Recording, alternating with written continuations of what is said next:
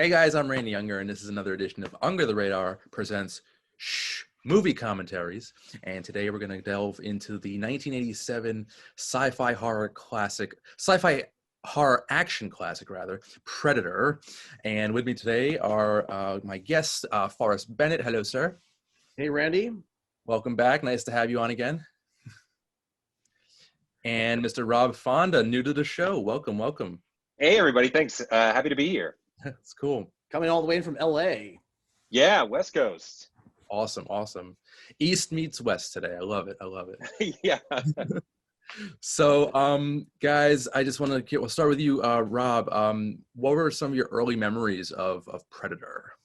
Honestly, I think the first Predator stuff I ever interacted was actually with Forrest. Over at his place, he had like a Batman versus Predator comic book. I think that was the first or Predator thing that like piece of content that I had really interacted with. So that's like my first memory thinking like, whoa, he's no joke. And then of course, like Forrest is such a big Alien fan, and we hung out as kids, and that was where I first saw those movies, and those franchises are so closely related. But I don't think I saw the movie probably actually until relatively later, more recently. I saw it in college, I think, for the first time. Going through some like 80s action movies, checking it out that way, and I had a great time watching it. Cool. Very fascinating. Yeah. And Forrest, I know somewhat of your history with the franchise, but tell everybody else what all right. So I'll admit, like a lot of kids in the 90s, my initial introduction to the Predator was from commercials for the action figures from the Aliens line. I actually have two of the original Kenner Predator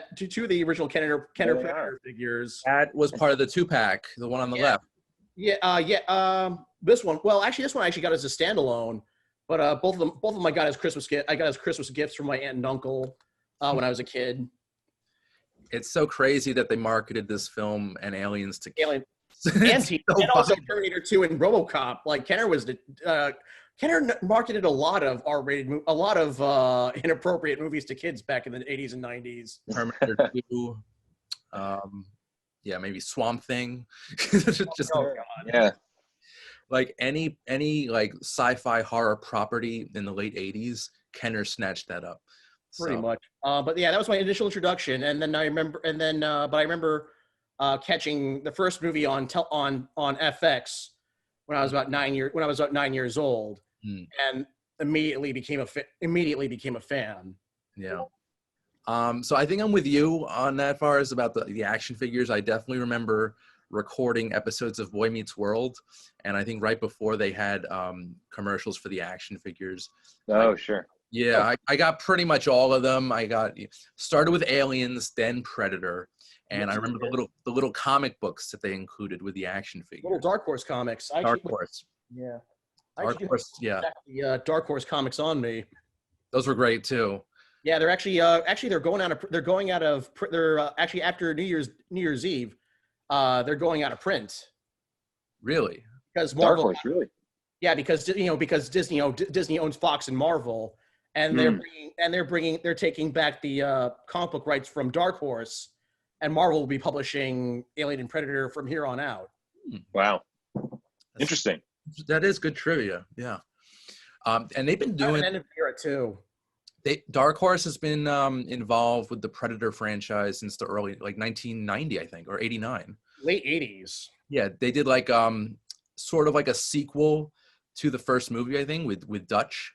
Yeah, and they had the Predator in New York City, which kind of served as the basis. Eventually, became the basis for Predator 2. Yeah. After some rewrites. It's all connected. Do you know if Shane Black was involved with the comic books at all? He was not. No? That would have been interesting if he were. No, he just starred in this one and directed the last one. Okay, cool. And just so I know, I actually, in preparation for today, I rewatched all of the Predator movies, and yeah, they're not all great. I think this one, the original, is definitely the best, and followed by Predator 2, which is really, really good. I agree. So, Predator 2 was a good, trashy early 90s actioner. Yeah, it's a fun one. So, okay, guys, without further ado. everybody at home and on your devices, we are watching, well, Rob and I are watching off of Amazon Prime, and Forrest has the DVD. Yep. But, I think we're all synced up at. That is the level of my commitment of my fan. That is the level of my fandom for this series. I would play the VHS, but I don't have a VCR, so. Yeah, I used to have it on VHS too. Yeah, I think I recorded it off Fox 5 in like the mid-90s. Oh, wow. Good times, good times. All right, guys, so I'm going to count down from 3 and at... sorry, what was the time code? Oh, sorry. I'm at 1 second, I think. Oh, so you're at the Fox logo. Yeah, let me just... Because I'm at 21 seconds right now. Yeah, I'm at 1 second exactly, yeah. Okay. I need to 1 second. Yeah. All right, guys. When I say play, so 3, 2, 1, play. All right, we're off. Here we go. You guys are on the Fox Fox logo, right? Yeah. Yes, sir. All right. It said rated R for violence and sexuality. I can't think of. There's not a lot of sexuality in this movie. No, I I don't think. mean, yeah, there's Just like a lot of muscly men, I guess. all these muscled up oiled Yeah. dudes. Manly men. And I think I think Jesse Ventura or someone coined the phrase "manly men" from this. Well, he does. Well, there is a homophobic slur in this one. Yeah, yeah. Sure. And far as I think it's the same font as Batman 1989. Yeah. Looks like it. Yeah, I don't know the name of that font, but it's really nice. Yeah. Which reminds me, over the summer I was I was in Utah visiting my sister, and I went to my old comic book shop that I used to go to all the time there, and I found original copies of the original Batman versus Predator. Yes. There we go. Yes. Those are great. That's such a great story. I have the graphic novel of that, and it's just a great read. Also, Volume 2. Do you know about that, Forrest? That's the one that Rob was talking about. Was Volume 2. Oh, okay. Nice. Did they go beyond that? They did one more. They did one more where it was Batman and Robin taking on a Predator along with Mr. Freeze. When did that come out? Like late 90s? I would say around late 90s, like around 97, 96, 97. I'll have to check those out. They should do like they probably did it. And I'm like trying to go out of my way to get my hands on them before New Year's Day because I'm sure that DC I know like for example Marvel has republished the old Dark Horse Star Wars comics, but in the case of Alien and Predator, they did a lot of crossovers with DC. And I have a feeling that those are going to go out of print permanently unless they can Marvel and DC can work something out. We'll see. Right. So I'm just trying to get my hands on the ones that I don't have. All right, the team's all here. Everybody hopping out of the chopper. There we go. Bill Duke, Shane Black, Sonny Landham. All right, so I did a little research before today, mostly IMDb stuff, some trivia. So we've got the actual names are Major Alan Dutch Schaefer, Staff Sergeant George Dillon, Sergeant Mac Elliott, Sergeant Blaine Cooper, Sergeant Billy Soule, Corporal Pancho Ramirez, and Corporal Rick Hawkins.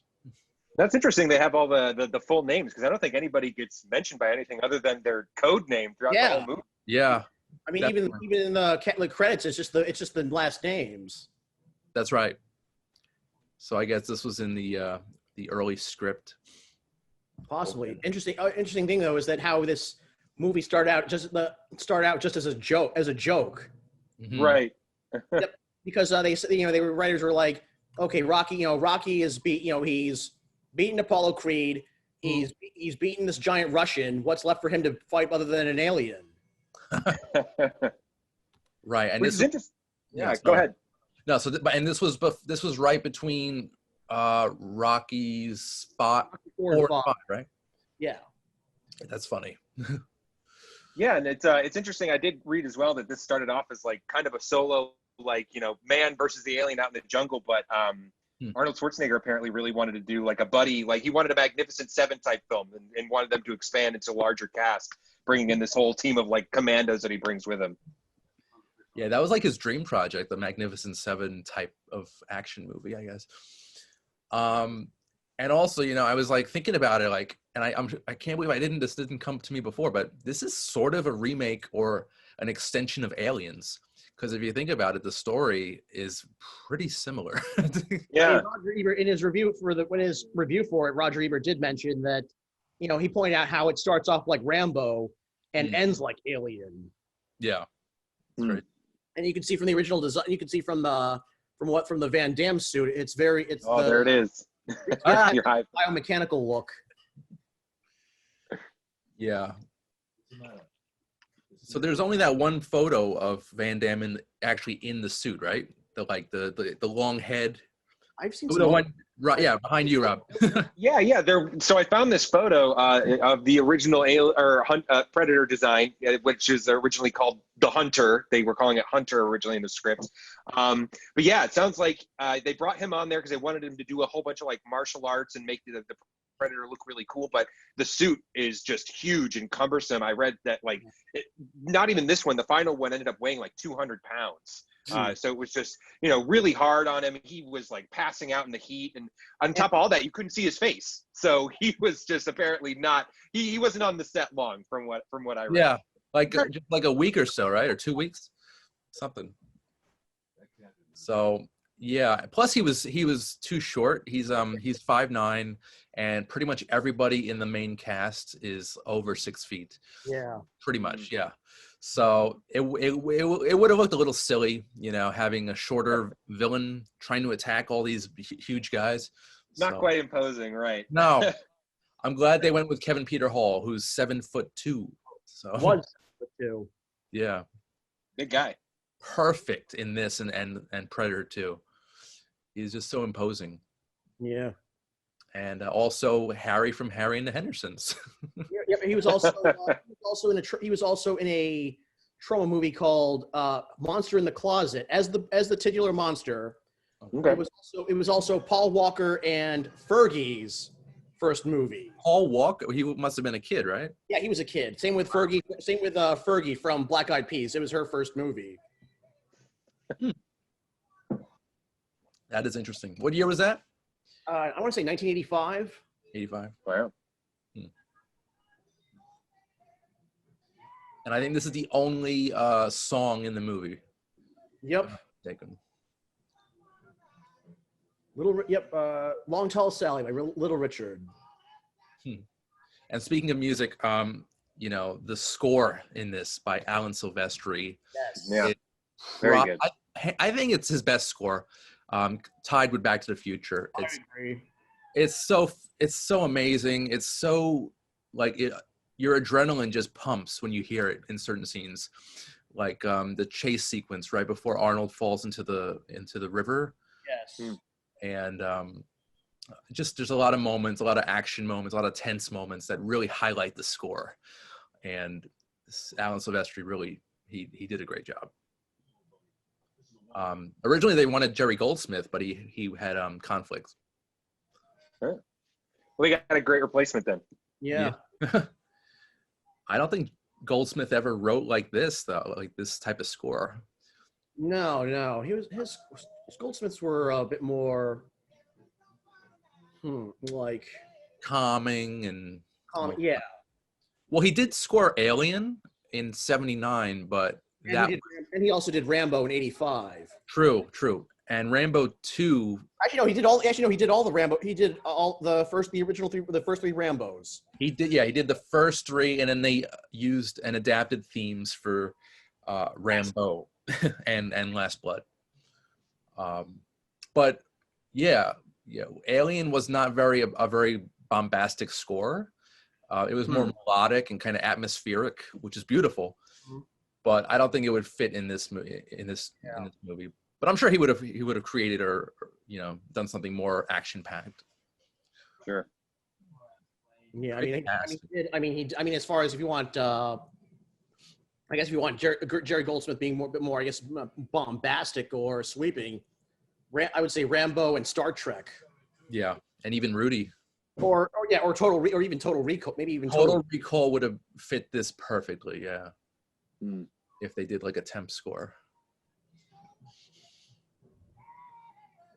Ugh. Nasty habit. I love Carl Weathers in this. He's so good. He's such a He's great. I don't really, honestly, other than this, I don't really know much about his career. I know he was Apollo Creed, Action Jackson. And then he played himself on Arrested Development. Yep, that was. You get some soup broth, a chicken bone, some veggies, baby. You got a stew going.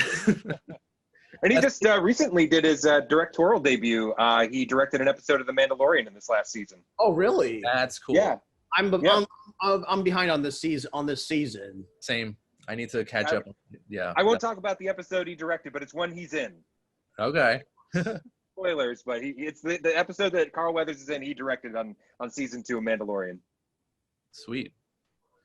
And then I know around the time that Schwarzenegger was running for governor of California, he did a Saturday Night Live sketch pitching his run for governor of any state. Well, apparently this is the only movie with 2 elected governors in it between Schwarzenegger and Jesse Ventura, who was governor of Minnesota.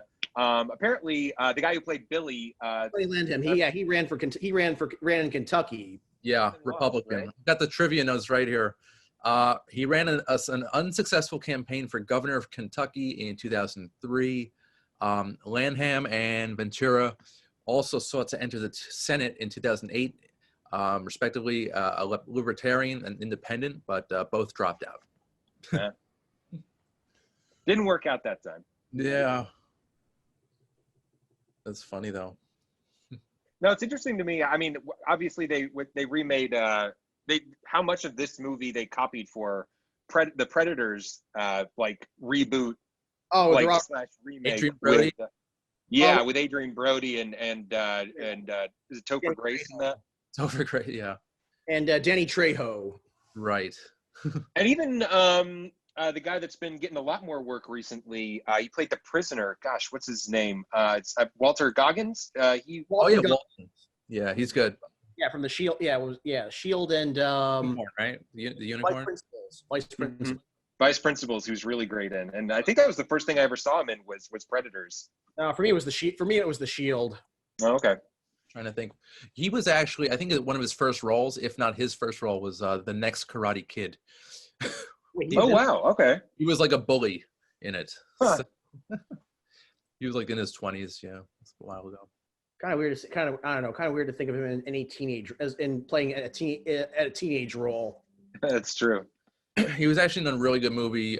Forrest, I don't know if you were on for that episode where we reviewed Fat Man with Mel Gibson. Yep, I was on that episode. Walton Goggins was fantastic in that. Yeah. He played a hitman, and yeah, that was a good performance.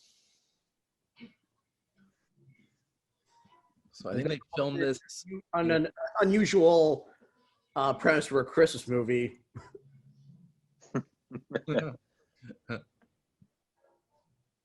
Or is it an unusual premise for a Santa Claus movie? Yeah. Oh, yeah, definitely. But it worked. It was decent. Yeah. Plus, I think it was inevitable that if Batman and Bond can get dark, gritty reboots, then so can Santa Claus. Why not? I think they filmed this in Central America. Mexico. Oh, Mexico? Oh, Yeah. wow. I think they filmed it in the same jungle that Rambo was filmed in. Gotcha.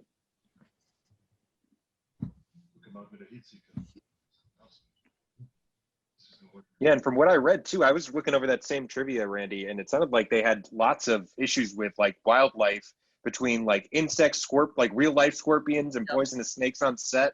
Sounds like this, almost more of a. I think one of the actors referred to it more as a survival experience than a movie shoot, living out in the jungle. I think Kevin Peter Hall said that it was more of a survival story. Yeah. Yeah, sure. So it adds to the authenticity. It says here both McTiernan and Schwarzenegger lost 25 pounds during filming. And a lot of the actors, I think the main cast got traveler's diarrhea. Oh god. Oh, I think from the, Nasty. yeah, from the Mexican water, because it's not purified. Mm-hmm. That's unpleasant. And yeah, McTiernan and Schwarzenegger were the only ones who were not affected, apparently. Wow. I guess they had better accommodations, like trailers or whatever. They were drinking from the tap. Yeah. Yeah, they brought like gallons of Aquafina with them. Perrier. Yes, or a Voss. Fiji.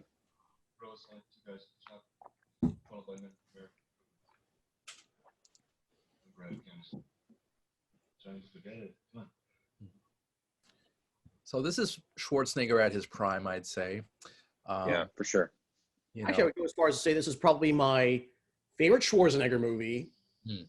And if you had asked me like to name my favorite movie that came out the year I was born, it would be this one. I hear you. Though it was not number one this year, 87. It was Beverly Hills Cop 2. Yep. That was number one. Okay. Which was also the first movie to win a Kids' Choice Award for favorite movie. They had them back then, really. They what? No. They had the Kids' Choice Awards back in 87, 88? It was the very first movie to win a Kids' Choice Award for favorite movie. And if you look at it, it's like there is no way this movie would even get nominated. just for the rating alone. True.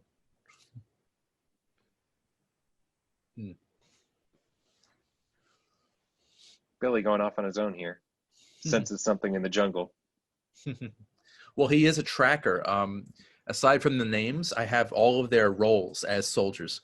So we've got, oh, that's horrifying. Yeah, bad find. We've got, all right, so Dutch's rescue team consists of Billy, who's a scout and tracker, Mac, who's a sergeant second in command for assault, Pancho is a demolitions engineer and translator, possibly a medic. Hawkins is a radio operator, also possibly a medic. And lastly, Blaine is heavy weapon support. Yep. So makes sense. Yeah. Sure. And Pancho was the one carrying. Well, it says here. I have here on Wikipedia. He was an explosives expert, and he was carrying a grenade launcher. Which one? I always mix up Pancho and the other Hawkins. Hawkins has got the glasses, I believe. Yes, that's Shane Black. That's Shane. Glasses is Shane Black. Okay, gotcha. Yeah. Hawkins. They should have made action. Yeah. Go ahead. No, they should have made action figures off of these guys, like in the Kenner line. Yeah, that's one thing I was wondering about, about Kenner's Predator line. Back in retrospect, is that so Aliens? They had the Marines got figures, but nobody from Predator, no human character from Predator did until within the last 20 years. Right, the NECA and NECA, McFarlane. Well, I don't think McFarlane did any of the humans.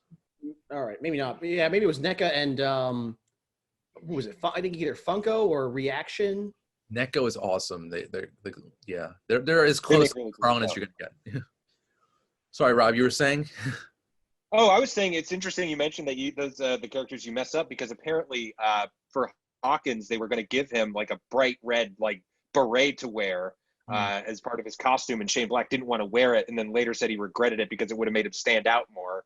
I mean, instead of the guy with the glasses, he'd be the guy with the bright red beret. So maybe then he'd be a little bit more distinctive. I think they would have stuck out like a sore thumb in the jungle. Yeah, absolutely. Yeah, with all that green around.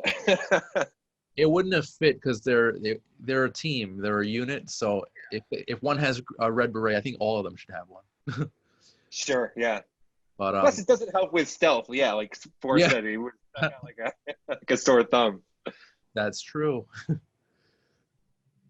And so Shane Black wrote the script. I think same year he did Lethal Weapon. Actually, he didn't write this. He didn't write this one. He wrote this one. Yeah, he just only starred in this one. It was okay. Jim Thomas and John Thomas who wrote this. Oh, you're right. Shane Black came back for The Predator in 2018 to direct that. Right. Yeah. He apparently did write all his dirty jokes for this movie, though. I did read that. All the dirty jokes he tells Billy that were all Shane Black originals. Yeah, that makes sense. Okay, so there's his contribution to the script. That's his writing credit. Yeah. But I'm sure, like, due to Writers Guild rules, he probably wasn't allowed to get credit. And this is probably also in the trivia you had on Randy, but it sounded like during his breaks here, he was writing a script for the Last Boy Scout while he was working on this. Yes. Which came out in 4 years later, 91. That's kind of an underrated action comedy, I'd say. That one's kind of bizarre. That one's kind of looking back. That one was a strange one. I mean, who goes to a football game and sees a guy fall into a helicopter, get dismembered by a helicopter propeller, and then cheer about it? It looks cool, I guess. I mean, yeah, but that's not what. Right. I mean, if I were seeing that at halftime, I'd be like, what kind of? I mean, I think it's a hell of a show. I am a self-confessed gore hound, but I'd be questioning like, what kind of halftime entertainment is this? Yeah. But they did have decent chemistry in that. Damon Wayans and Bruce Willis. Of course. You know, there were some good action sequences, but that's a guilty pleasure, I'd say. Oh, but I haven't watched. That's why the one movie from that era that I haven't really revisited much, or the one action movie from that era that I have not revisited much. Yeah, it's all right. Just because of the final scene, I just thought it was too much, too unbelievable. Oh, so here we got the Rambo sequence.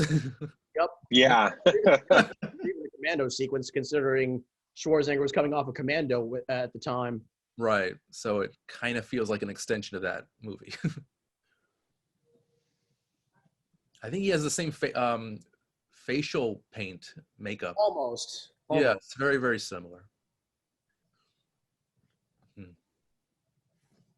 It's very funny because it makes you think that the whole movie's going to kind of be this way, and then it becomes like a horror sci-fi epic. Takes a left turn, yeah. Yeah. That's what he pointed out in his review, like right in the first paragraph. That it starts off like Rambo, ends like Alien, and in Hollywood at that time, that's what counted for originality.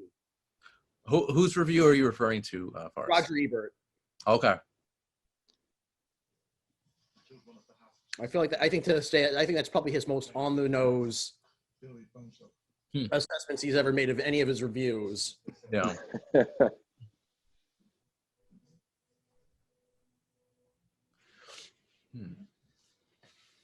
Yeah, it's weird. Last night I watched Predator 2, and yeah, they feel pretty similar, I must say. It's I feel to me, Predator 2 is like it is the best Lethal Weapon sequel after the first two. Yeah, Danny Glover is phenomenal in it. Plus, you have Gary Busey, Busey, and even a small role from Steve Kahn. Which one was he? He was in Predator 2. He was the SWAT. He was the SWAT officer in the street war. But in the Lethal Weapon series, he was he's been in a lot of Richard Donner films. Yeah, he's Richard Donner's cousin. He was in was he in Superman? I don't know. I don't think he was in Superman. No, he was in Scrooged. Yeah. But he had he usually appeared in his cousin's. He usually appeared in his cousin's movies, like all the Lethal Weapon movies. Predator 2, Demolition Man. Nice. Assassins, Conspiracy Theory. But yeah, I mean, like I said, mostly. Oh yeah, he was in Superman. Okay.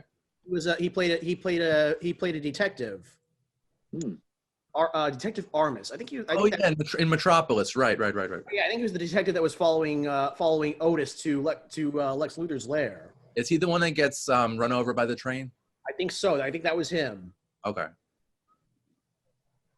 I should probably although I don't know, because I was actually just watching Superman on Christmas Day, and that didn't even register with me. That's an interesting choice for Christmas.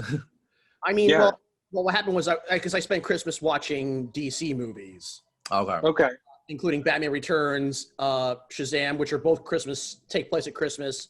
Yep. And then Wonder Woman 84, which came out that day. I will be talking with you about that tomorrow on tomorrow's episode. I still have to watch that tonight, so I'm actually we're done here. I'm planning on seeing it again in theaters. Oh, okay. that good? Well, no, just because I'm anal retentive about seeing it in theaters. Nice. Some great pyrotechnics. Yeah. Explosions. Yeah, they really got it going on this. Yeah. I think it's only like a 5-minute scene, and I think it's even better than Rambo 2. You actually timed this scene? I'm guesstimating. Okay, yeah, because I didn't give it much thought I've never given it much thought. It's a relatively short scene, but it's powerful. Yeah. By the way, Absolutely.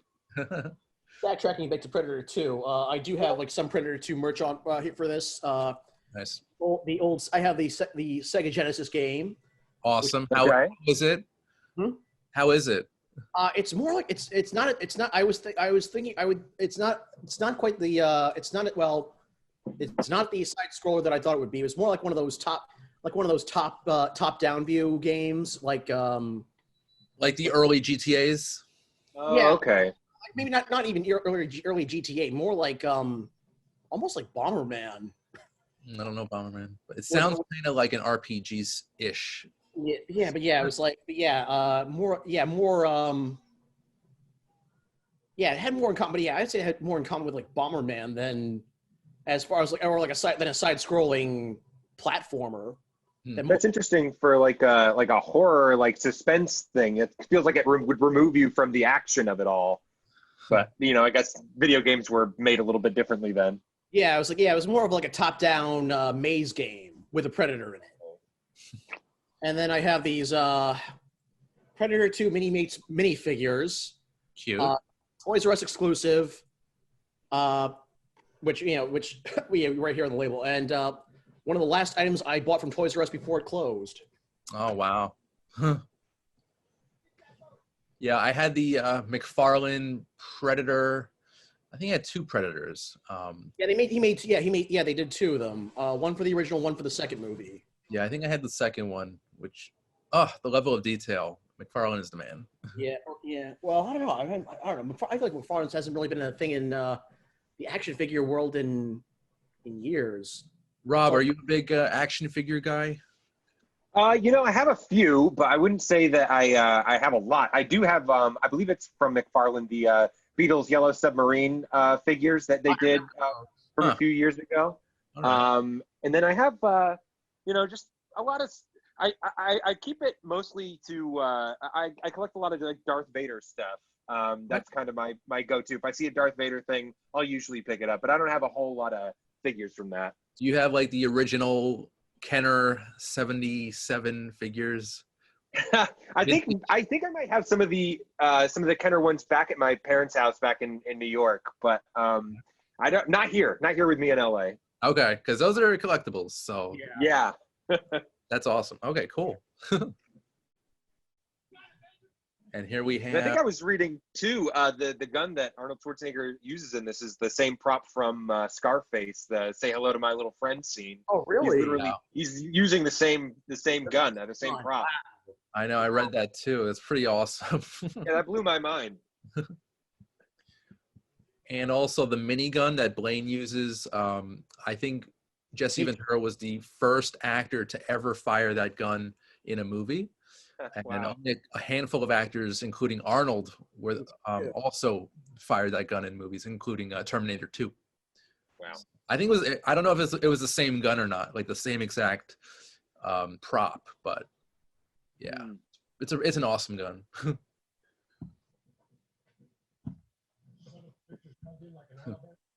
Yeah, in Commando, Arnold had like everybody's gun.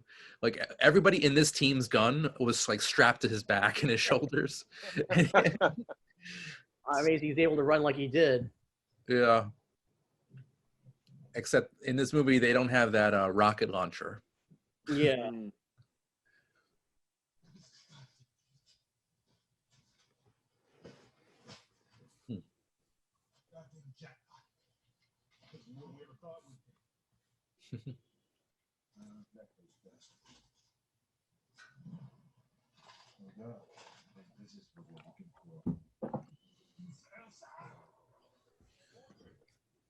And so, yeah, I think it's a good moment to say that John McTiernan is one of the greatest action directors of all time. Yeah, it was. I can't. Did a great job with that scene. He's not retired, is he? I know, but I think he's been. I think he would kind of got. I think he might have gotten blacklisted after he got in trouble with the FBI. Ooh, do tell. I have not heard this story. Oh, you didn't hear about? Oh, you didn't hear about this? But yeah, No. he lied to the FBI about hiring a private investigator to illegally wiretap Charles Rover, the producer of Rollerball. Wow. Which he directed. Wow. Was he fined? He wasn't arrested, right? He was convicted and incarcerated. This Kidding. This is crazy. Wow. Yeah, he has not directed a movie since 2003, which was the last movie he directed was Basic. That was Samuel Jackson and John Travolta. Interesting. Wow. I think I don't think I've seen his movies after Die Hard with a Vengeance, to be honest. Well, he did the Thomas. Well, I've seen the Thomas Crown Affair. Oh yeah. Which he did in Die Hard with a Vengeance. No. But I have not seen 13th Warrior. I have not seen Rollerball or Basic. Yeah, no interest really, to be honest. Yeah. But yeah, Predator, Die Hard, Hunt for Red October, Last Action Hero, Die Hard with a Vengeance. Yep. He was on a roll for a while in the 80s and early 80s from the, I would say, late 80s through the mid 90s. Oh yeah, for sure. Got a streak. Actually, no, Thomas Crown Affair was pretty good too. Hunt for Red October was pretty decent, actually. I watched that for the first time ever. Recently? Yeah. It's got a good pace. Mm-hmm. Sean Connery was great in it, as was Alec Baldwin and Sam Neill. So it could have been better. I'll be honest with you. Although I think Baldwin will forever be overshadowed by Harrison Ford as far as playing Jack Ryan. Yeah. And I still have to get into. I saw Clear and Present Danger when I was a kid, but I don't really remember it. I have to see that in Patriot Games. Yeah, I don't think I've seen those either, but definitely Hunt for Red October. That's a good one. Yeah, and then, also the Sum of All Fears. Oh, right, with Chris. That was Chris Pine. That was I think that was Ben Affleck. Ben Affleck was in Sum of All Fears with Morgan Freeman, and Chris Pine was in Jack Ryan Shadow Recruit. Yeah, that's what I was thinking of. I don't know if that's a sequel or a reboot or a continuation. I know wasn't there a TV show? I think wasn't there a TV show on Amazon after that? That's John Krasinski. Started up, I think. They're a couple seasons in, I believe. I hear it's pretty good too. I hear it's a good show. Yeah. I've never seen it. Yeah, I mean, yeah. I don't know. It's just like he seems like a very bland character, Jack Ryan. He's just like an all-American, hero. There's no like. It doesn't seem like there's any edge to him. But yeah, I could be wrong. I would agree with that. Yeah, I think it's more. I think it kind of comes down to the actor, with that franchise, it comes down to the act. It comes down to the actor because Harrison Ford is the only one who's played the character more than once. Right. Right. So, yeah. And backtracking the submarine movies, Crimson Tide. That's one of my favorites for sure. That's a good one. Yeah. Wait, who did Crimson Tide? That was Tony Scott, same as Last Action Hero. All right. No, not Last Boy Scout. Excuse me. McTiernan did last. That was McTiernan. Yeah. Underrated movie, I'd say. Yeah, that's a fun one. They also made action figures off of that movie. I actually do have the soundtrack on my iTunes. Michael Kamen.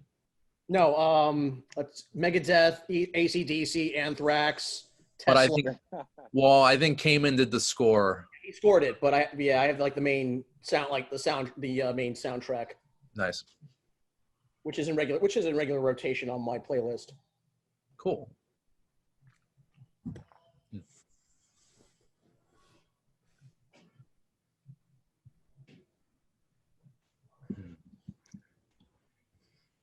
I love the infrared. Yes.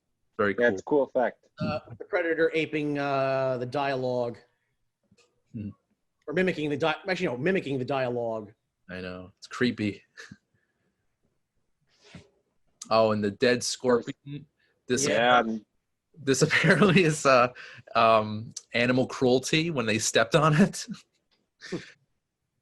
But every life is precious.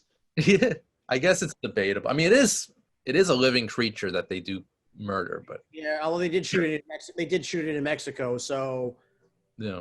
I don't know what the laws were regarding animal rights were at the time down there. I mean, it's a poisonous creature. Sure.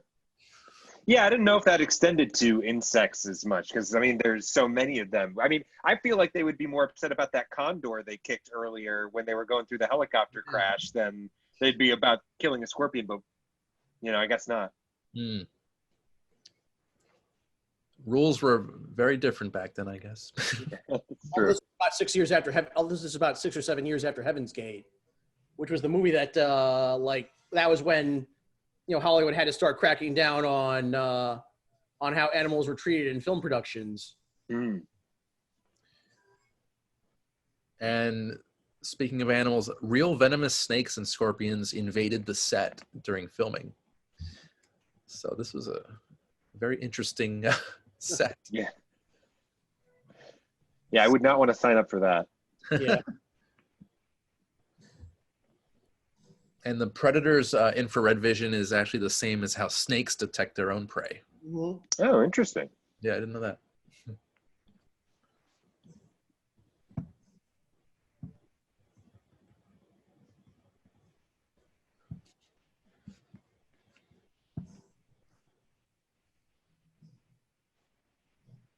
Yeah, so I think we're officially through the Rambo phase of the movie. Now it's the alien portion. Yes. The hunting, the stalking. The hunt begins, yes. And that was actually the original title of the movie, The Hunter, or Hunter. And they actually, that was the original title, but the actual name, according to comic books, for the predator species is Yahucha. Yahucha, yeah. Interesting. That's in the extended universe, I guess. Yeah. It's cool. Their proper Christian namer.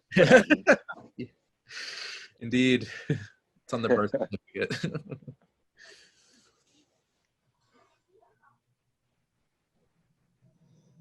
And this actress never really went anywhere. Elpidia Carrillo. Yeah. Carrillo. After Predator, she did. I mean, I've seen her in stuff in other things besides Predator. Yeah. Yeah. But not much. Not much. But I'm really it's mostly smaller roles. Yeah. This year after Predator, she did Miami Vice. She had a small role in Predator 2, but it was archive footage. Okay. Huh. I'm trying to look at things that I have seen anything I might recognize that she was in. Oh, 7 Pounds with Will Smith. That's right. Oh, okay. That is very random. That's a good movie, though. It's intense. It's very melodramatic, very dark. Indeed. Yeah, that was coming right off of when he finished Pursuit of Happiness, and he was kind of doing some serious movies there for a bit. Right, like 06, 07. Mm-hmm. And 08, I think, yeah. Yeah, there's a scene in that I was going to mention, but it's sort of a spoiler if you haven't seen 7 Pounds.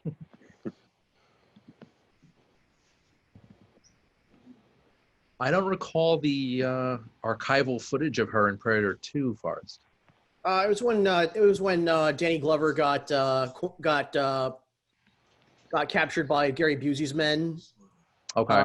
When they're about to when they're about to capture the Predator in the slaughterhouse. Right, and so they interviewed her in Dutch, right? Yeah, they interviewed her in Dutch. Like they were like in they didn't capture Danny Glover. They brought him into like their surveillance truck. Mm-hmm. And there was like on one of the monitors you could see her. You can see her in you can see her on one of the monitors. Gotcha. Being interrogated.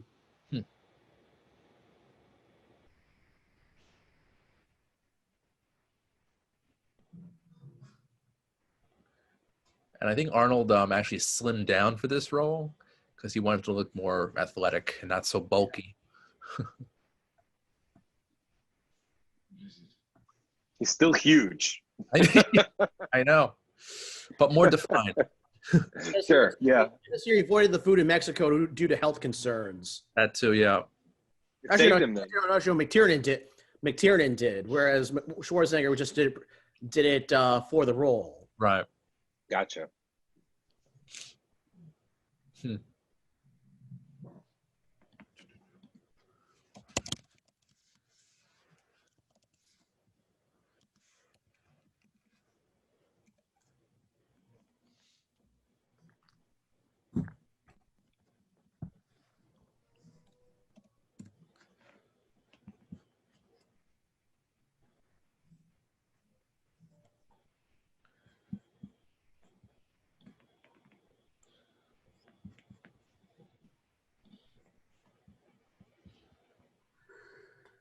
Oh, interesting. So this year, only 2 films were nominated apparently for Best Visual Effects at the Oscars.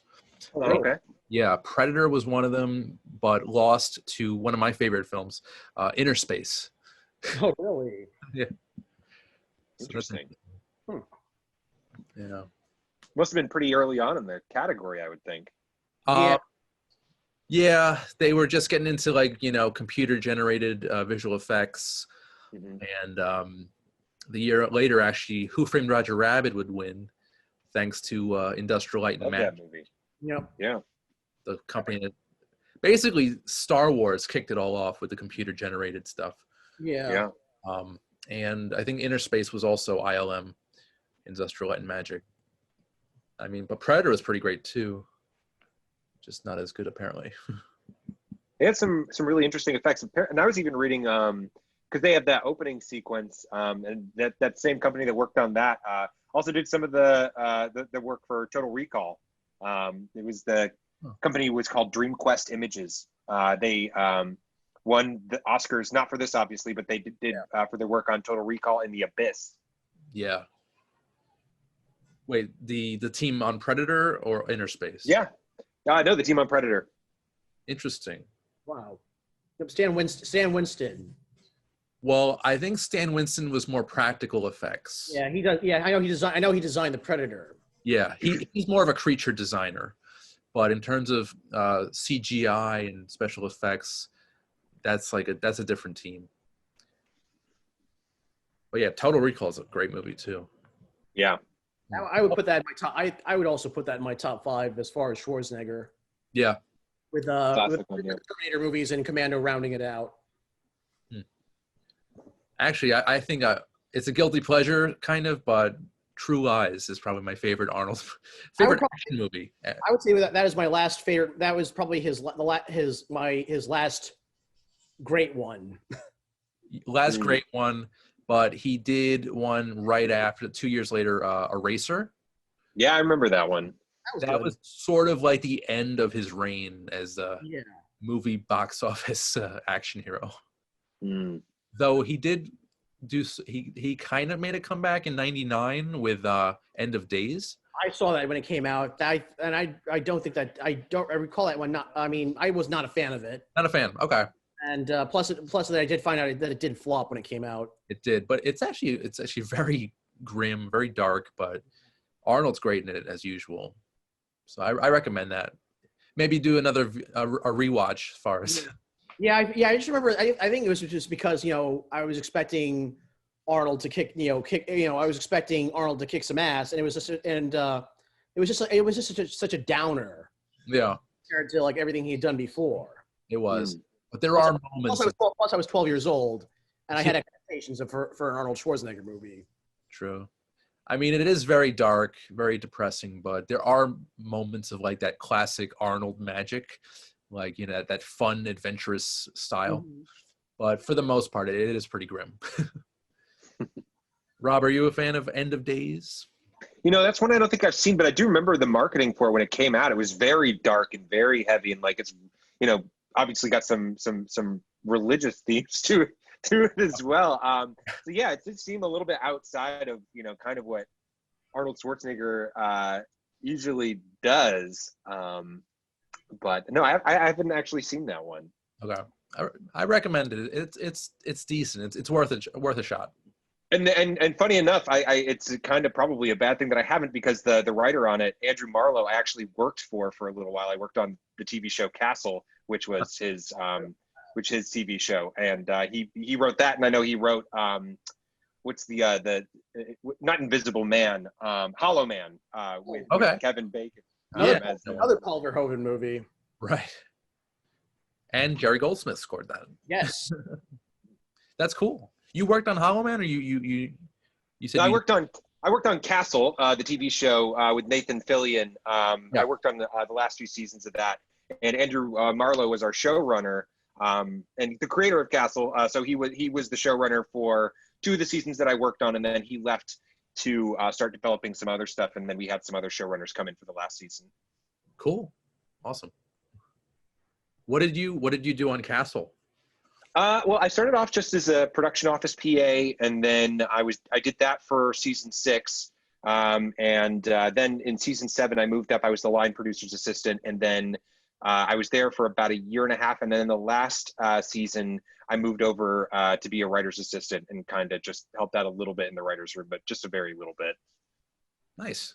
That's awesome. Yeah, it was a lot of fun. It was a great learning experience, and everybody was super cool there. It was like I said, I came in on season 6, and so they'd already been doing it for years. They had you know, really great crew of people there, and it was one of those things. They said, yeah, by season 6 we already know what we're doing. Like, we just kind of come in, we do our thing, and you know, we know the who works well together. So it was a lot of fun. That's cool. What's Nathan Fillion like? You know, he was a nice guy. I didn't really get to interact with him too much. He was great with his fans. You know, anytime anybody showed up to see him, he was super nice to them. And, you know, was very, there were stories about, you know, like he would get like, you know, Star Wars toys because, you know, he's big into like the nerd culture stuff. People just send him stuff, and like kids would show up on set and he would just like give the toys away. Like, yeah, come on in, like come see the stuff. And so he was super gracious to his fans. Yeah, he was a really good guy. I like hearing that. That's cool. Yeah. Nice. Oh, here we go. Blaine's death. Oh, there. Oh. Okay. A guy wearing an MTV T-shirt always go out of place. Yeah. I mean, I'm pretty sure MTV paid him good money to wear that shirt, but for a covert military operation. And we've got Alan Silvestri's score. Awesome. Oh, and okay, so the Predator's blood was actually a combination of glow stick fluid and KY jelly. I did not know that until last night. I knew about the glow stick fluid. I did not know about the KY jelly. Yeah, to give it substance. That's funny. Yeah, I remember getting those as a kid, wondering what it would be like if you cracked one of those open. I guess it'd be just, predator blood. That's crazy that they thought of that.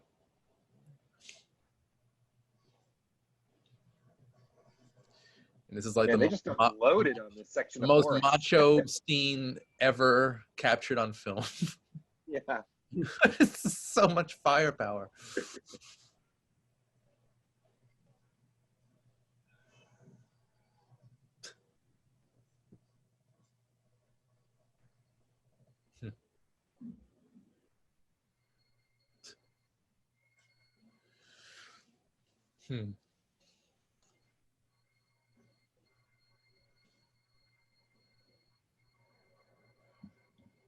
Yeah, just seeing him like with his finger, not letting go of the trigger. It's just intense. You gotta hope you got him after that, all that, you know.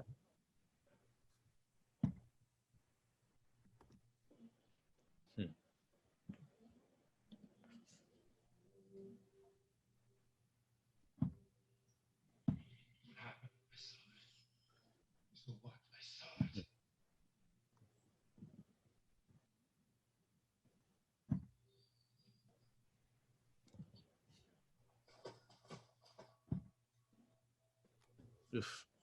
Yeah, he's gonna need more than a Band-Aid for that. That was definitely cut out of the Fox 5 edit broadcast. That's what I had on my I VHS. don't remember the FX broad. I kind of if it was I forget if it was even in the FX broadcast. It's funny. Back when this is like before American Horror Story and Right.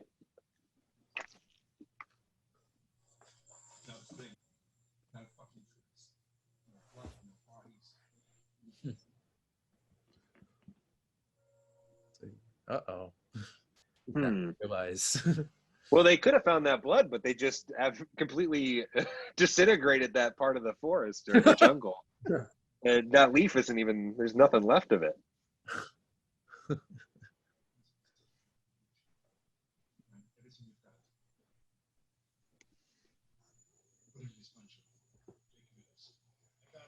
Oh, and the actor who plays Mac was also in Commando. Little Duke, yes, yeah, in the hotels, Oh, there we go. Here's the blood. Yep. Looks great. I'm trying to think what else I've seen. What else Bill Duke was in? Because he was in a lot of action movies in the 80s. Yeah, I saw him in something recently. Actually, I can't remember what, but he's still acting apparently. He is, yes. He never really made it obviously to like the Schwarzenegger status, but he's got like that face, like he looks familiar. Yeah, absolutely. He had a small role as Bolivar Trask in X-Men: The Last Stand. Huh. Okay. And then he also recently was in Mandy with Nicolas Cage. Oh yeah, that's probably what it was. Yeah. Yep. And then he directed Sister Act 2. He directed that? That's no kidding. Yeah, I would not have expected that. Yeah, that's odd. They're coming out with a third one, by the way. Oh yeah, I did hear that. It's like a Disney Plus original, isn't it? Yeah. So that should be fun. I don't think I ever saw either of them. First one's pretty good. It's been quite some time, but I think I've seen him. Yeah. I don't remember much about him other than Whoopi Goldberg's in him. Whoopi Goldberg is a nun. That's all I remember. And she Pretending to be a nun. and she has a mafia boyfriend played by Harvey Keitel. So he's great in everything. Oh yeah. He's fun. Yeah.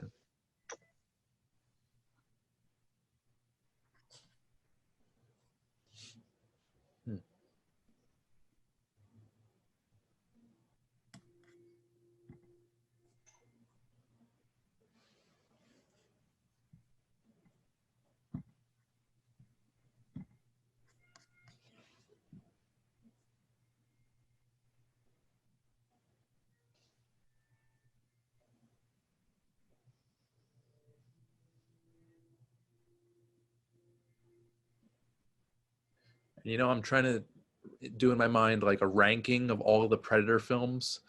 And you know what? I'm ashamed to say, but I think they go down in quality. I would say just as far as the standalone Predator movies, I would probably rank them in the order that they were released.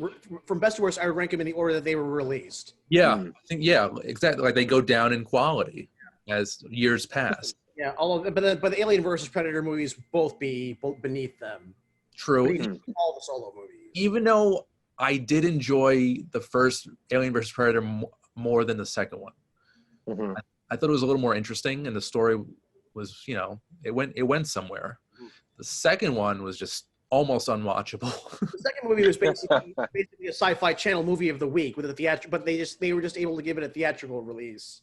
Yeah, I'd agree with that. It's pretty bad. Even The Predators and the Predator, both. I felt like with the Predator, they were trying to marvelize the franchise. I felt like they were trying to marvelize the franchise. Hmm. That makes any sense. Very quippy and like setting up trying to set up for an expanded universe. Yeah, the misfits, the soldier prisoners, felt like Suicide Squad. Sure. Yeah. But it wasn't very strong. So. I mean, I guess that makes sense with bringing in Shane Black to write and direct it, considering it just done Iron Man 3, not probably too long before that. I would say a combination of Iron Man 3 plus just his overall reputation as a action writer director. Mm-hmm. Yeah, I definitely appreciated the human element of the Predator as opposed to the alien action sequences. Just I don't know, it didn't work for me. Mm-hmm. This has sort of that Shane Black feel. The camaraderie, the joking around. Yeah. Just great chemistry. Mm-hmm.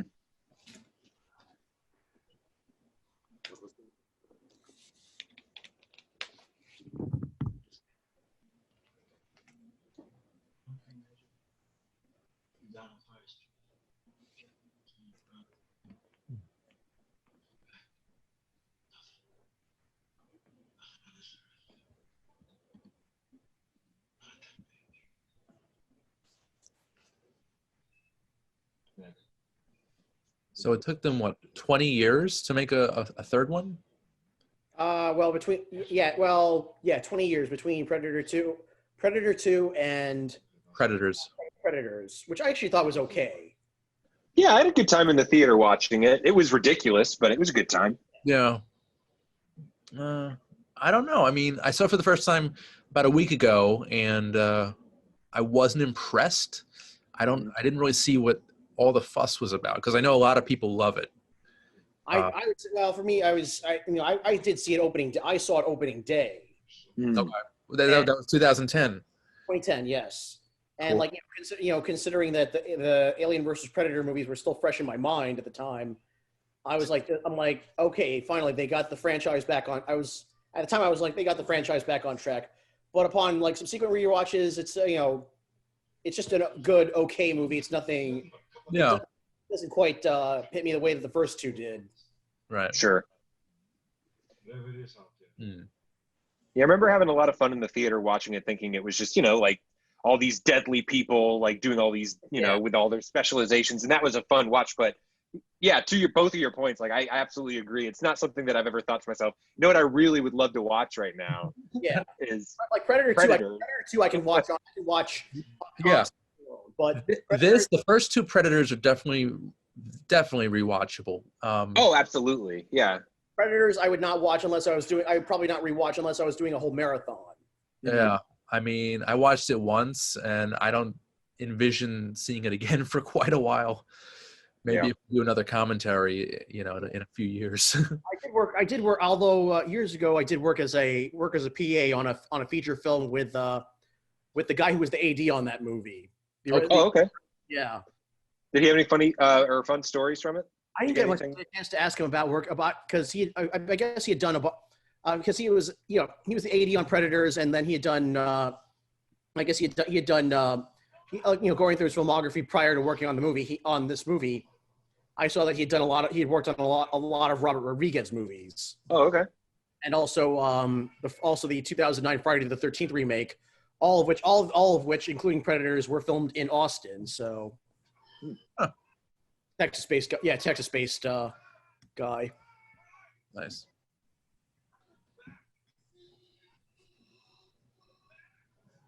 So, Forrest, you were more into Predator or Aliens when you were a kid?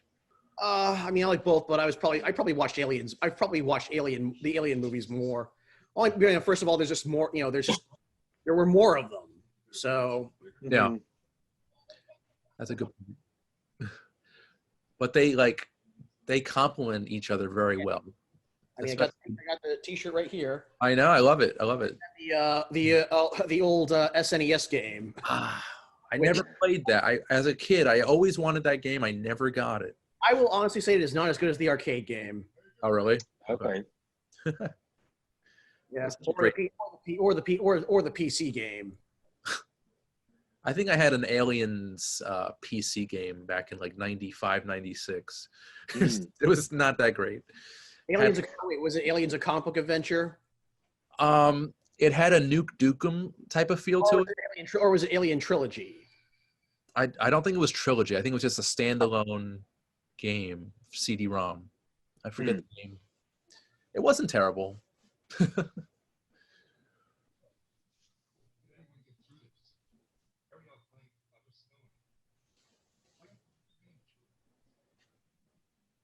Yeah, actually, I do recall the arcade game allowed you to play as Dutch. Cool. Oh, it did. Yeah. Yeah, you could choose between two different Predators, Dutch, and then a new character, Lin Kurosawa. No Harrigan? No Harrigan. That would have been cool. No Harrigan, no Ripley. How can he not have Ripley in that? Silly.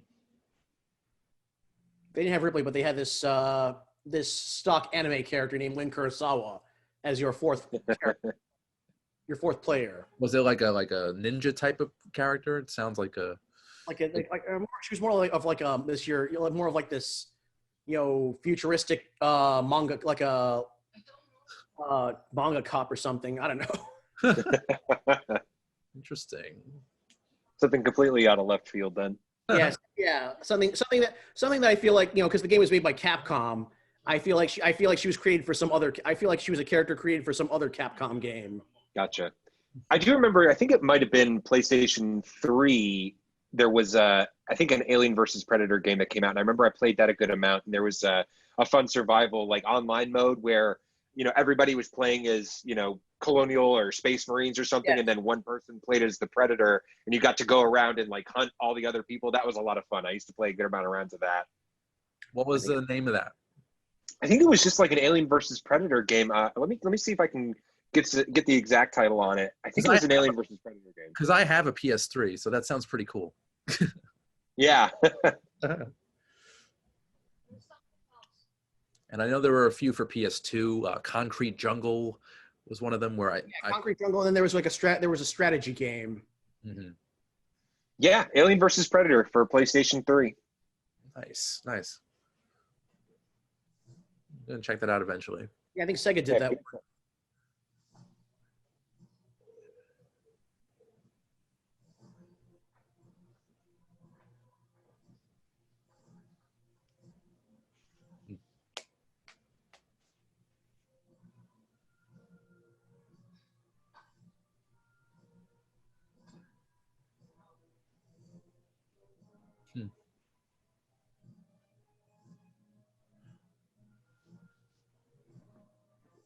Yeah, it's pretty interesting as the movie goes on. Obviously they start off with all their guns and explosions. They get more and more basic with their weapons and traps. Yeah. More and more low tech versus the high tech alien as they go. Right. Using their surroundings.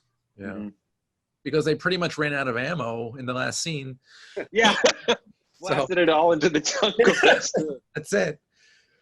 We're out. Hundreds of rounds into the forest. It's the jungle.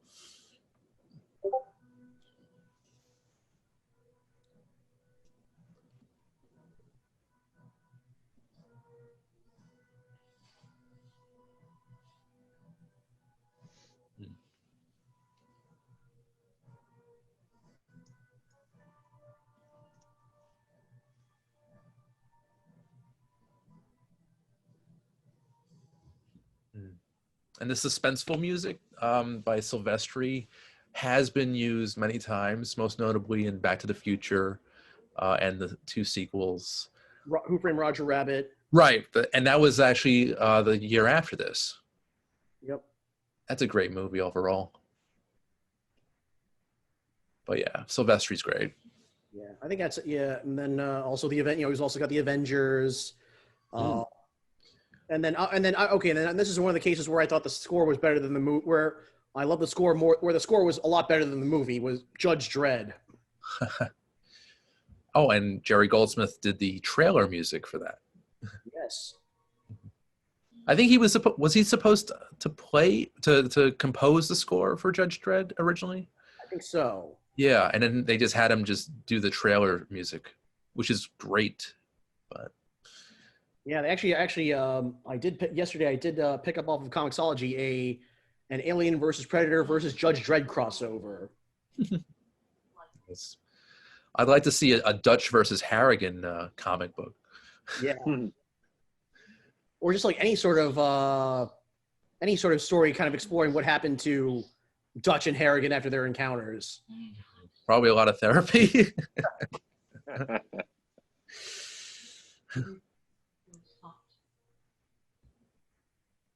We begin to find a no man. We find them sometimes without their skin. So they're implying here that the Predator's been coming around here for a long time. Only during the hot years though, right? Yeah, Seasons. Is it hot because the Predator shows up, or does the Predator only show up during the hot years? That's the question. Hot years plus as Gary Busey said in Predator 2, it's drawn to conflict. Ah, okay. But I think but the heat too, because in Los Angeles 1997 in Predator 2, that's supposed to be like 109 degrees, they mentioned at one point. Heat wave. Yeah. Yeah, and you guys got what, up to 112 this summer, didn't you? It was pretty brutal. Yeah, it was very hot this summer. We're having the complete opposite of that today. We actually have rain and a little bit of lightning and thunder last night, which we don't ever have. It's a rainy, relatively chilly day for us in the 50s. So for us, that's freezing. It's actually in New York. I think it's in the 50s as well. I haven't been out, but it's in the upper. Okay. The upper 30s. It's in the upper 30s today. We're pretty close today. Yeah. I remember there was like one day recently where it was hotter in New York than it was in LA, and I'm like, oh yeah, that doesn't make sense.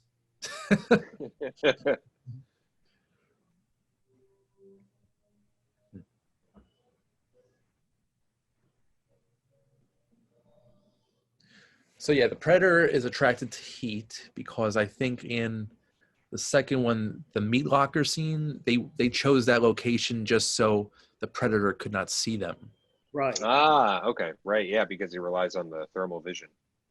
So yeah, those Gary Busey's guys were wearing like suits that covered up their signature, their heat signature. And it's funny because Gary Busey's son, Jake Busey, played his his on-screen son, Keys, in The Predator. But they didn't really explore that connection too much. They just said it was more of an Easter. It was more of an Easter egg. Yeah, I think they could have explored it. I think it would be interesting to go that direction, but. Now, I was reading about how they did this invisibility effect. I thought it was really interesting because, usually nowadays you hear about like the green screen suit or the blue screen suit, but all you have here in the jungle is green and blue. So they used a bright red suit instead for this, I guess. So yeah, just going back to that Shane Black hat comment, they had to choose red because it was like the one color that they didn't have anywhere. Yeah, interesting. So they had some guy running around in the jungle in a bright red Predator suit. They could do all later. I think there's pictures online of that. That's great. Yeah. Great.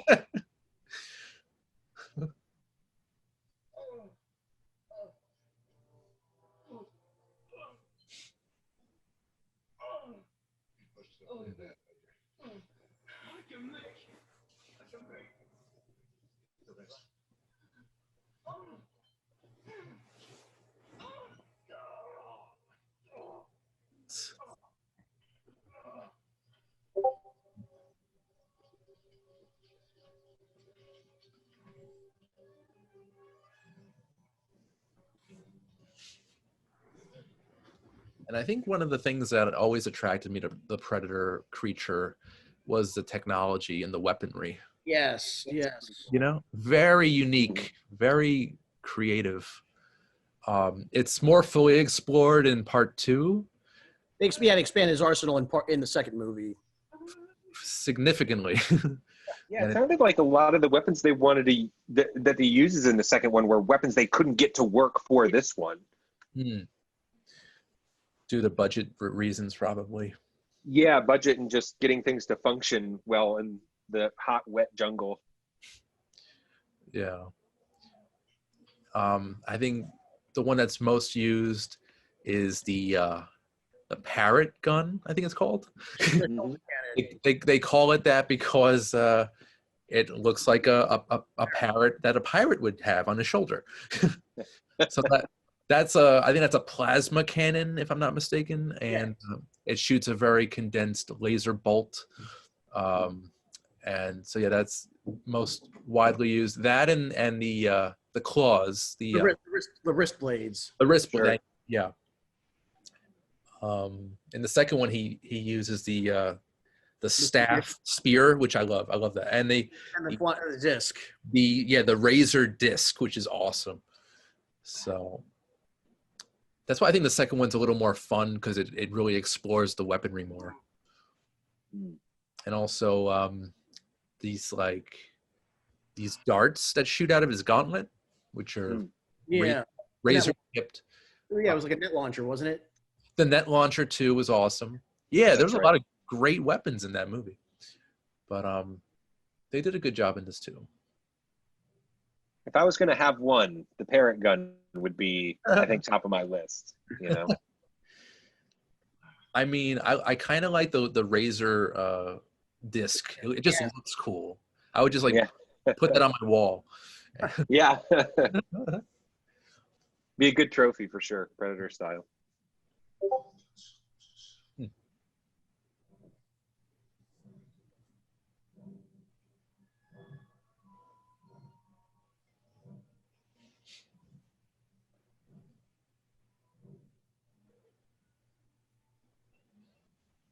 Forrest, do you have a favorite Predator weapon? Oh God, it's just between the first two movies. I'd probably say I would have to agree with the razor disc. Yeah, it's great, and they really use it in the comic books. Yeah, it's a good. Same with the spear. Yep.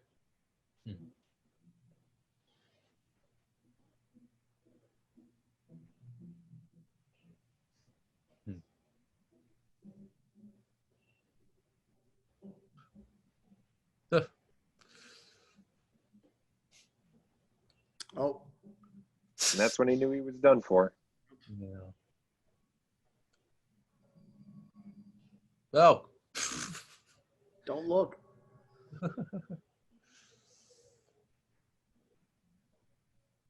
Oof.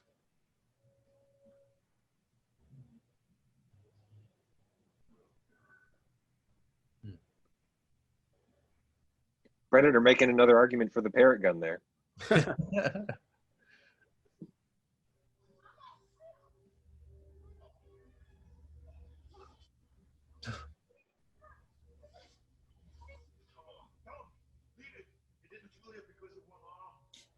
No sport. So clearly he knows they're being hunted at this point. Yeah.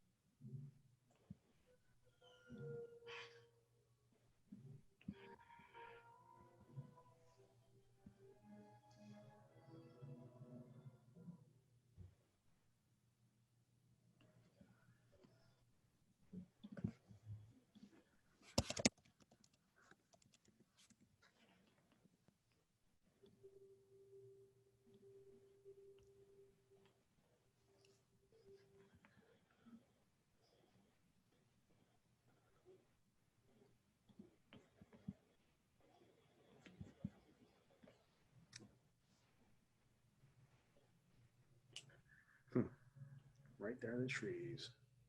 Waiting for you the whole time.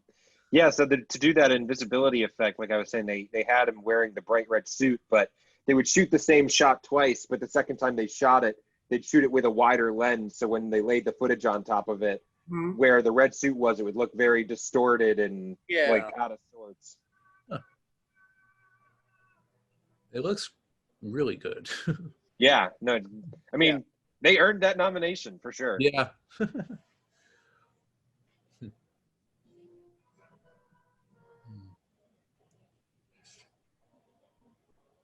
Mm. Yeah, those clothes are pretty cool too. Yeah. Oh.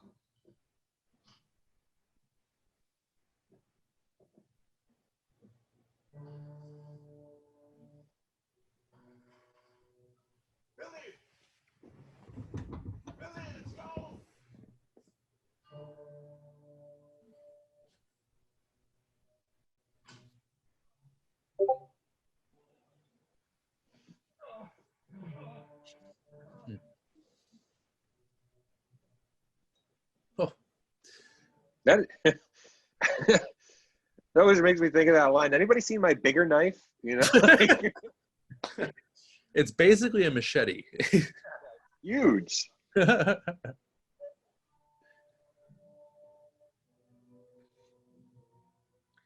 earlier this summer, when I was visiting my sister and nephew. I showed my nephew Aliens, T2, and this movie. Awesome.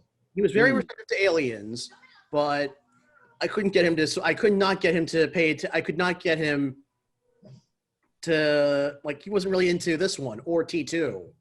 Really? Huh. I think Aliens is more of a, I wouldn't say kids movie, but it's more acceptable to kids. I guess well, it's also like more visually unique. Well, I'm surprised he didn't, like T2 as much. I mean, not that he's a little bit younger than John Connor is in that movie, right? But he's got to be 8 years old. close.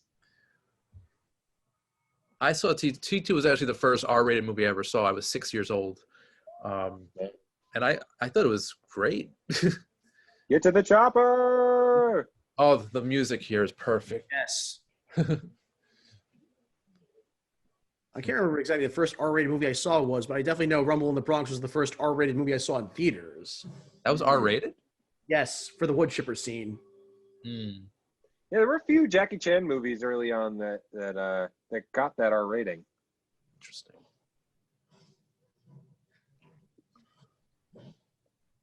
Mm.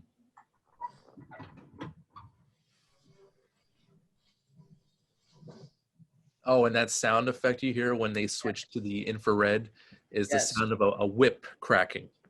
Oh, okay. And the stunt guy who did this stunt into the water, I think he blew out his knee at some point. Oh. Yeah. Oof. It's a hard fall. Yeah.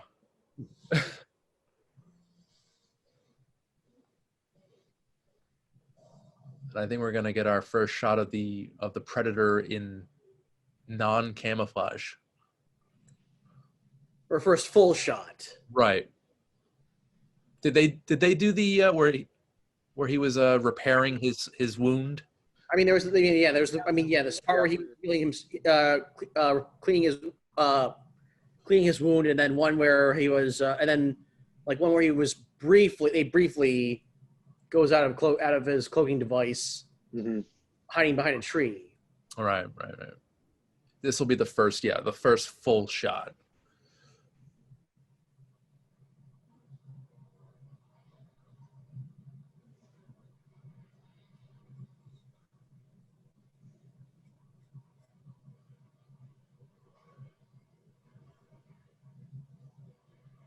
So originally they wanted to just have Arnold in the forest alone.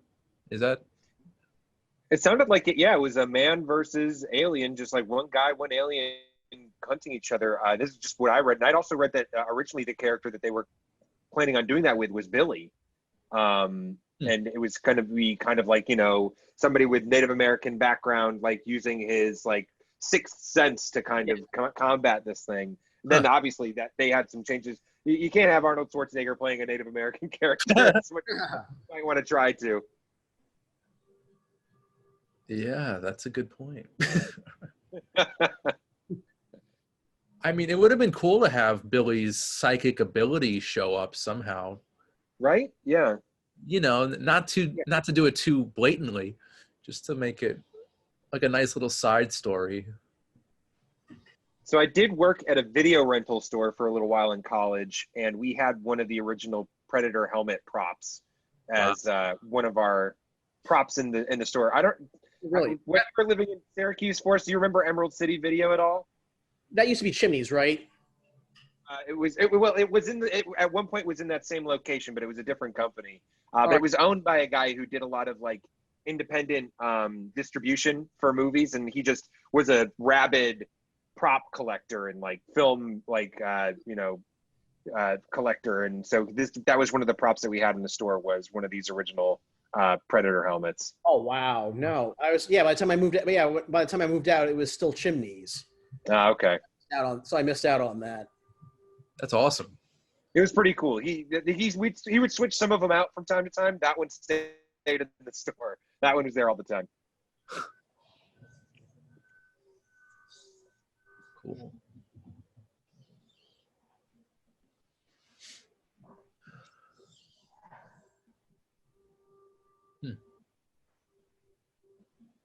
Thank you, Stan Winston.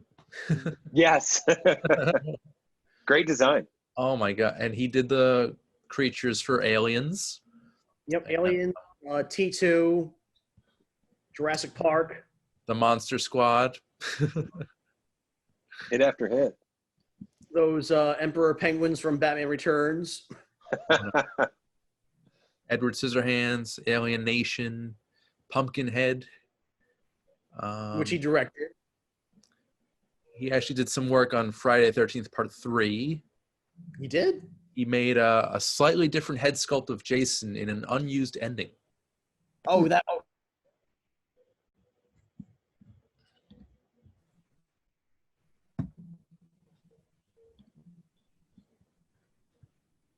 Sorry, I lost you for a second there. Hello? I got you. Oh, cool. Yeah, then the 90s, he did T2. He did Jurassic Park, most notably. Oh, he also did, I think he did The Abyss. Didn't he do The Abyss too? I don't think there were any practical creature effects in that. I think that no, actually, no, he didn't do The Abyss, but he did Leviathan, which is also another underwater movie that came out that year. Oh, okay. I don't see that here on the list. This is sort of an overview, but yeah, there was a really gruesome looking creature, like a underwater monster, right? Yes. Also scored by Jerry Goldsmith. I'm a fan. He was a genius. But yeah, Stan Winston, also a genius.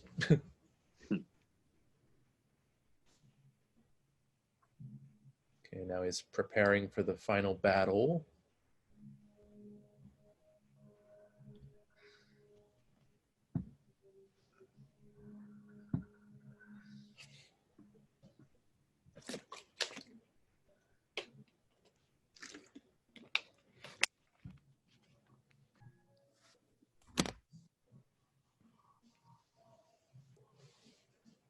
Oh, the Predator and his trophies. He does love those. One of my favorite shots of all time, of any movie ever, is probably Predator 2, where they're in the ship behind Forrest there, and we see the throne room, the trophy room, and you see a xenomorph in there. You see one of the aliens, and yeah, it's just such a great moment. It kind of reminds me of when Freddy Krueger pulls down Jason's mask in the hell. Yes. You know, very similar foreshadowing. I love it. You ever see the outtake from Predator 2 with Danny Glover and all the Predators doing a whole dance routine? That's funny. It's on YouTube. It's on YouTube. You look it up. Just look just type up Predator 2 dance routine. Okay.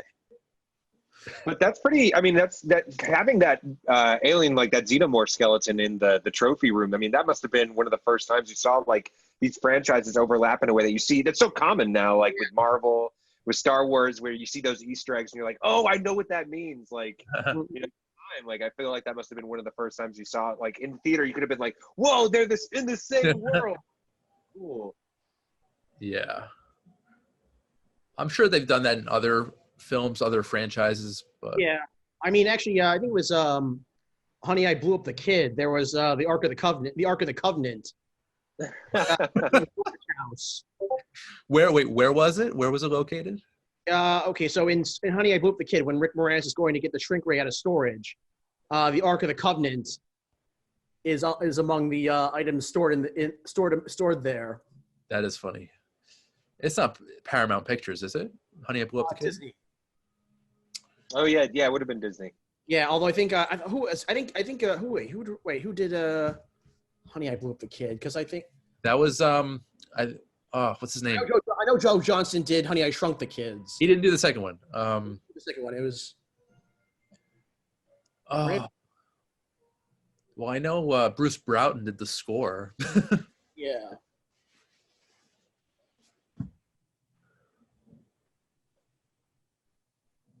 But yeah, I'm guessing someone on the production staff had the Ark of the Covenant on them, so On them, just like randomly. they just threw it in the back, threw it in as an Easter egg.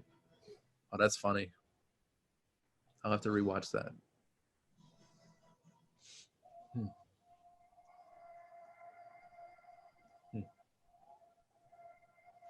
Oh, and the mud was actually it was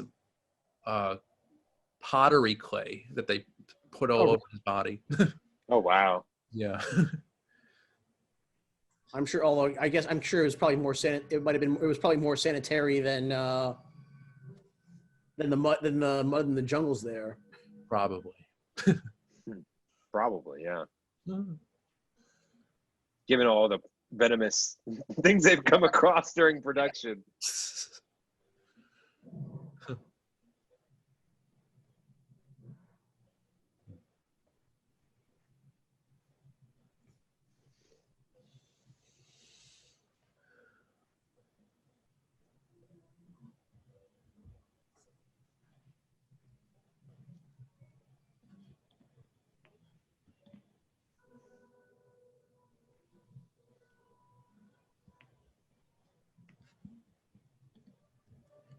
And also during that trophy room scene, there were some very cool looking creatures. You could just tell just from the skull. I'd love to see some of that in some future movies. Oh, for sure. There's this almost like an alien T-Rex type creature in there. Oh, yeah, I noticed that. Yeah, it looked pretty awesome. Skull. Are you gonna look them up? When you're gonna look them up? I'm looking them up right now. Nice. So yeah, that T-Rex looking thing, alien skull. Which are these other creatures? I can't tell what these other creatures are.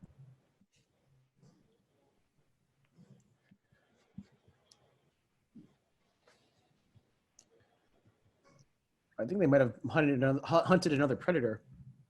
No. That's unsportsmanlike.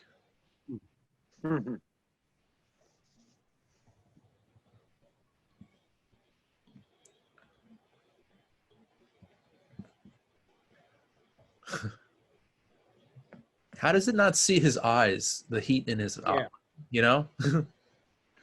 Yeah, I think Mythbusters did tried to do this experiment to see if it would work, and it does not.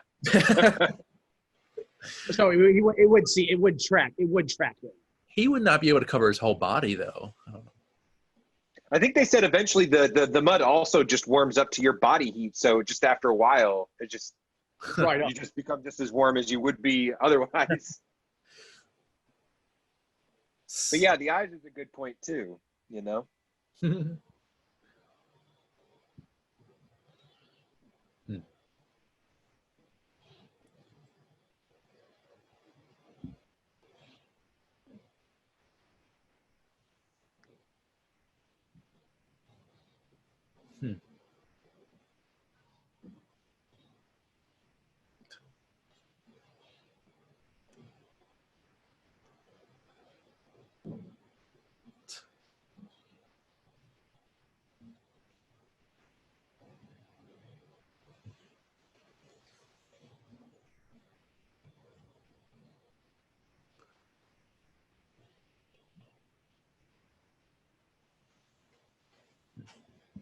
fireworks show here.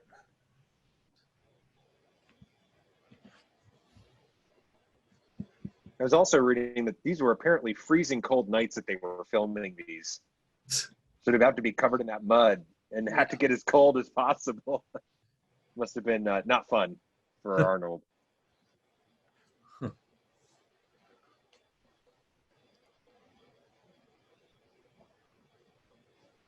So,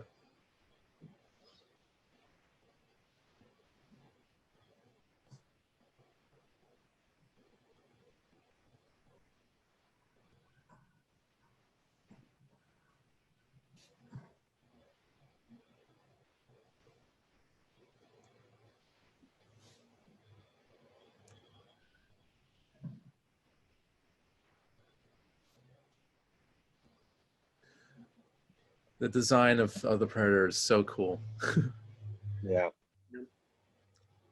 And they actually, for Kevin Peter Hall, who plays the Predator, they had basically peeled the skin off of him after every night of shooting. Oh, wow. And it was like this sweaty pile of I don't even know what material, like latex or whatever, like a skin suit, and it's just like sweaty and just nasty. Gross. Yeah. I think Kevin Peter Hall couldn't really see in that thing either. No, he couldn't. No, he couldn't. Apparently, he in the final battle, he would like accidentally hit Arnold, right? Yeah.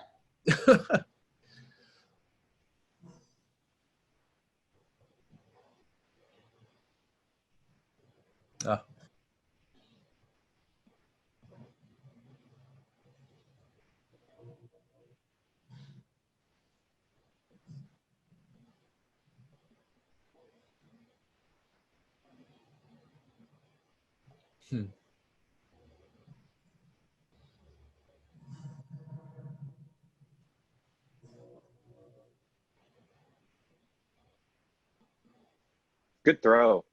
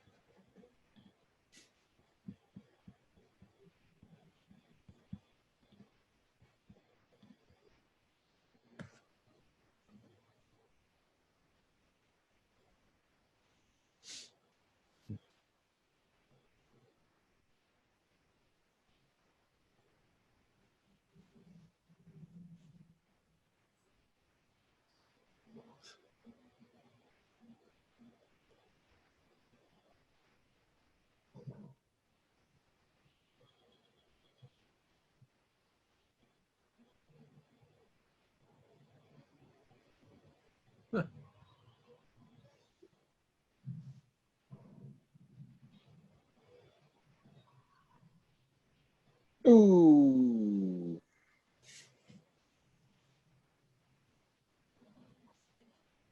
I think I might be a few seconds behind you guys. Oh, really? Yeah. Arnold is coming Swimming. Water. Yeah. Mhm. Rob, are you there? He's just crawling up on the log right now. Yeah. Yep.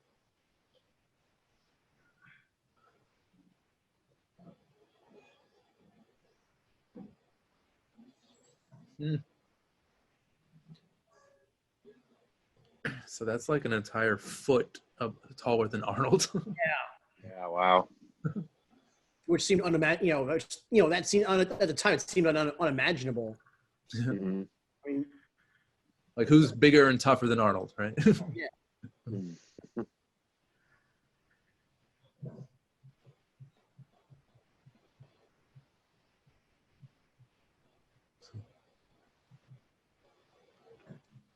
And that's one of my complaints with the later Predator movies, that they're too muscular, they're too big.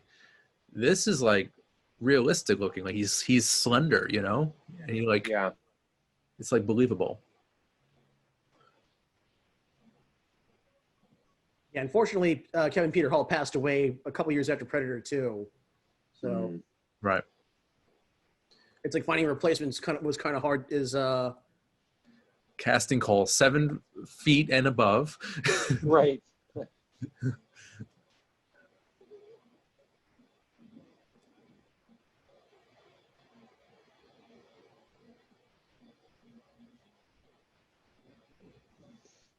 There we go. Big reveal. Stan Winston at his best.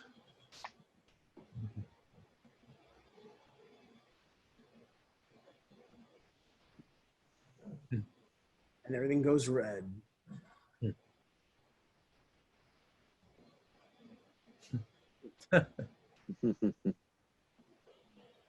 Wow.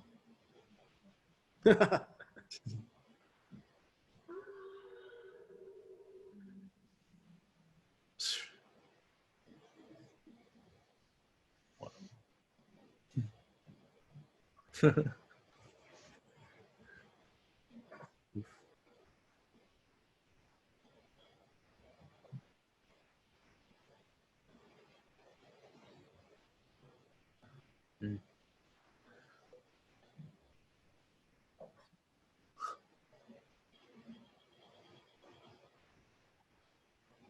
Oof.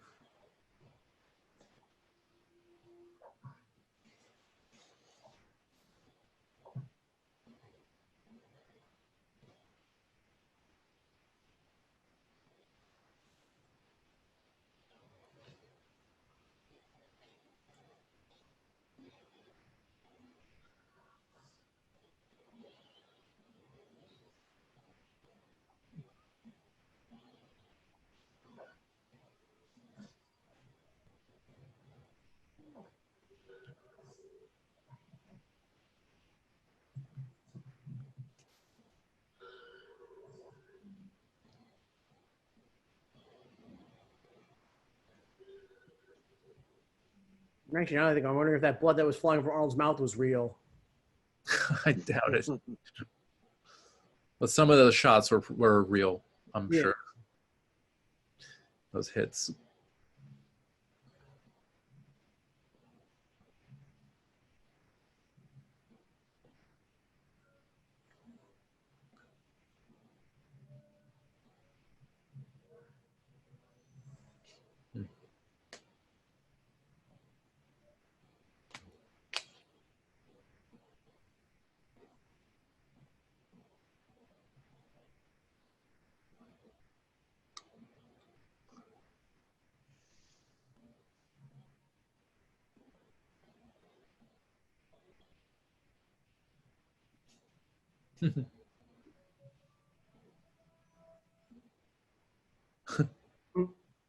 Okay. Thinking about it. You drive a hard bargain. Looks like a trap.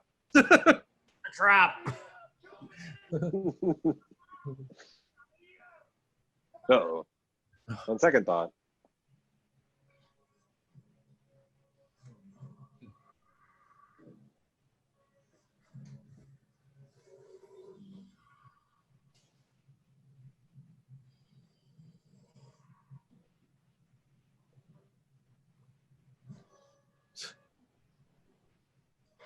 Very Ooh. convenient. Yeah.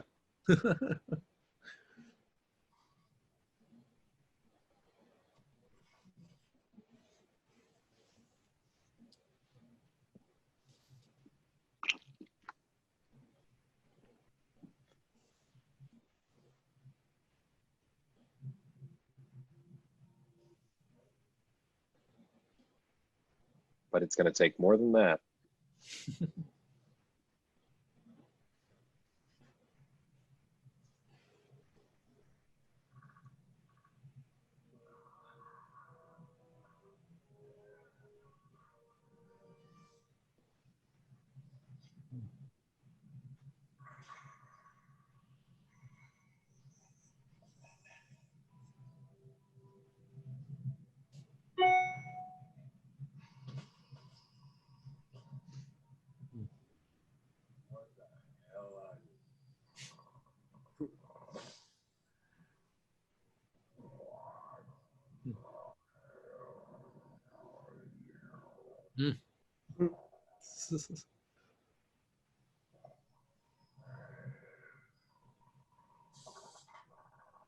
Oh, I love this.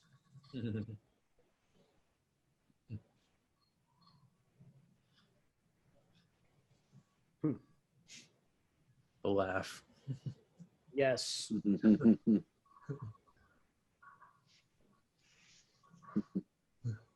One of the best. I'd say one of the best villain laughs.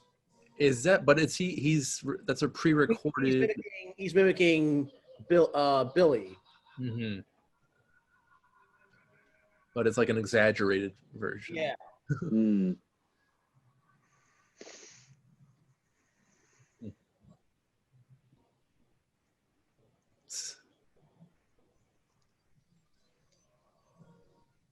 On one of these pilots is actually Kevin Peter Hall. Yes. Gave him the attaboy for schlepping through the jungle in that hot Predator uniform. Yep, there he is. Oh, they didn't really show him.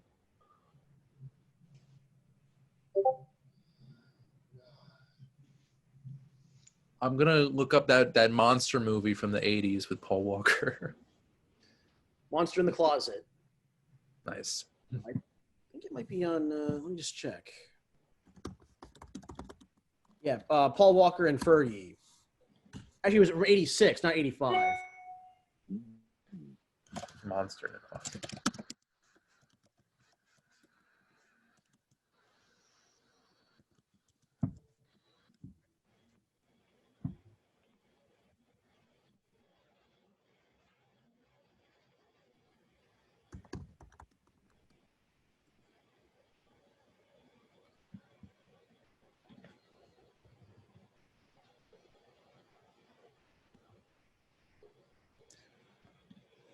That's a weird looking monster.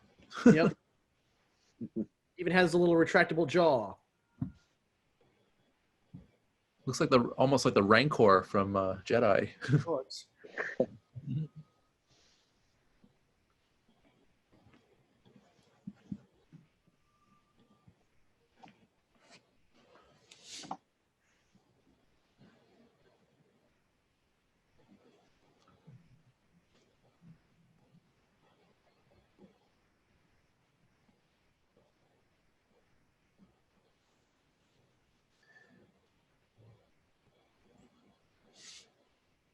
And there you have it, Predator. Yeah. This is actually one of my favorite parts of the movie. The 90s era sitcoms, character intros, turn the camera, smile. That's awesome. If they ever wanted to reboot something, they could, go back and reboot the further adventures of Arnold's commando crew before they, the Predator prequel. What were they doing together with Carl Weathers before they went into the jungle? People would go see that. That sounds good. They'll probably get it started. They'll probably do something like that someday. One day. Hopefully, we won't get any more Alien versus Predators in the meantime.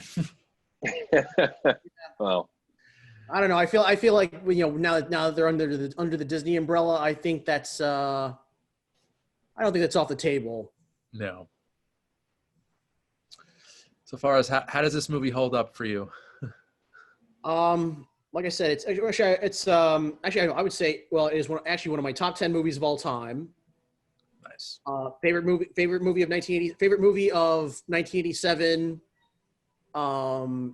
It's the one I want. I revisit at least once a year. Yeah, same.